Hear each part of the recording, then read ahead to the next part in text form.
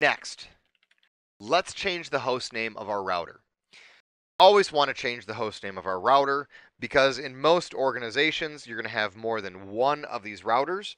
In a large organization, you can have very many of them. You are going to want to know exactly where this router is located and possibly what its function is. So usually when we label routers, we have some type of naming convention that allows us to determine where the router is located and what its function is based on the name alone. Why is this important? Well, in a mid to large size company, you deploy these 1841 routers or something similar to it, these smaller sized routers with only a few interfaces. You deploy those to your remote sites. So I live in Madison, Wisconsin. In my previous position, we had rural offices all over the state. There's one up in Wausau, Wisconsin, which is about 2 hours away driving. So 2 hours away is a long way to go. If you don't have the name on your routers set to the name of the location where it's at, and you just keep them all set at router, you're going to have no idea if you're connecting to the Wausau router or the Stevens Point router or the Milwaukee router or some other Wisconsin town router in my environment. So we always want to change the host name. The other reason is we want to change the host name is that in order to get SSH to work later on, our host name has to be something other than router. So for this, I'm going to label my router Ross Router because that's exactly what it is here. This is my router for my lab demonstration to teach you guys how to put the base config on this device. So I issue the command hostname at global config mode, and I use the name Ross Router. And notice immediately my prompt changes to Ross Router. Excellent. So now I've changed my host name. Last, I want to set a banner. Now, why would I want to set a banner, and what the heck is a banner?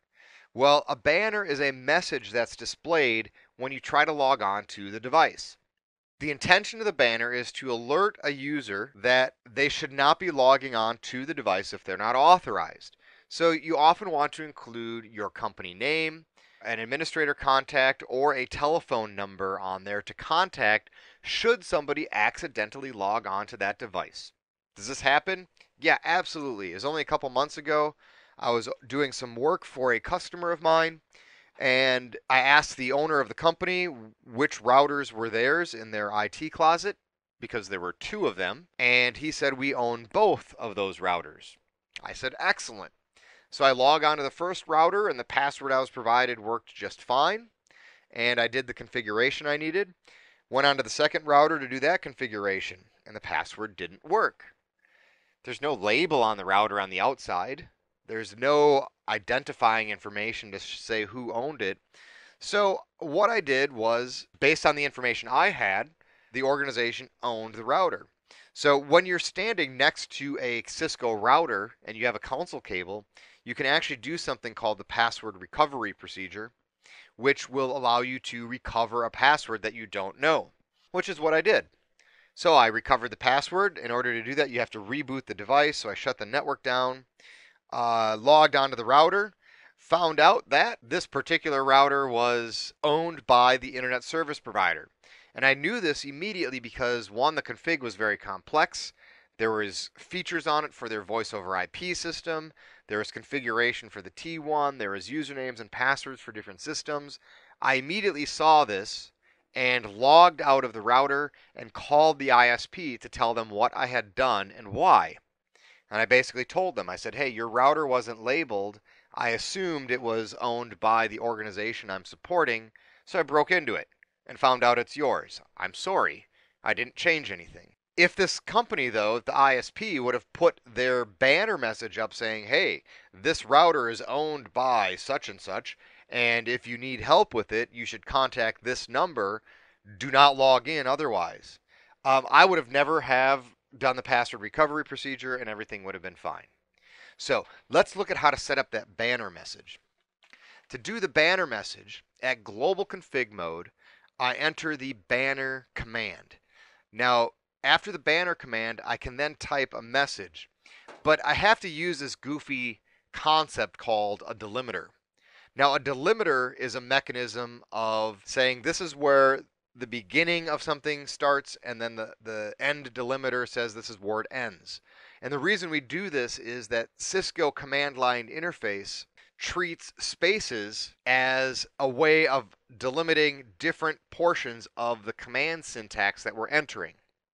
So, like password space Cisco. I can't have a password of password space Cisco space Ross. So I can't put password spaces in my password. But in my banner message, I want to put a message in a form of a sentence. So I need some kind of way of identifying the beginning of the sentence and the end of a sentence. And the secret here is to pick any character on your keyboard that is not a character you are going to use in your banner message. So let's use the pound sign because I know I'm not using the pound sign. So I'll say pound, this router is owned and operated by Train Signal. Visit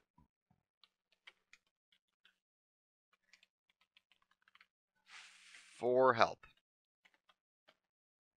And then I put the pound sign at the end to end my message.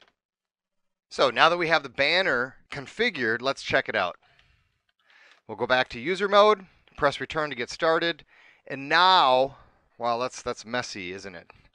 Let's log in and go back out again so we can actually see our banner without that console message popping up. There we go.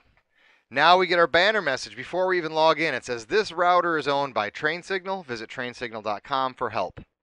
So now I know who owns the router and where to go if I need help with it, which is exactly what I wanted. This is something that was missing in the router that I went and configured at my client's office.